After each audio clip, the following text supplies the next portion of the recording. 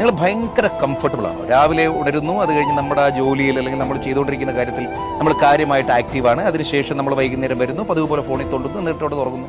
ഇത് നിങ്ങൾ ചെയ്തു തുടങ്ങിയിട്ട് എത്ര നാളായി? എത്ര കൊല്ലമായി നിങ്ങൾ ഈ പറഞ്ഞതുപോലെ ഒരേ സോഴ്സ് ഓഫ് ഇൻകത്തിൽ തന്നെ, ഒരേ രീതിയിൽ തന്നെ, ഒരേ റൊട്ടീനിൽ ഭയങ്കര മൊണോട്ടണസ് ആയിട്ട് ജീവിക്കുന്നു? നല്ല സമയമായി. അത് ഒന്ന്, നിങ്ങളുടെ ഇൻകം മൾട്ടിപ്ലൈ ആണ്. നമുക്ക് ഒറ്റ വരുമാനം പോരാ. ഞാൻ മുമ്പും പറഞ്ഞിട്ടുണ്ട്, നമുക്ക് 2 വരുമാനം മിനിമം വേണം.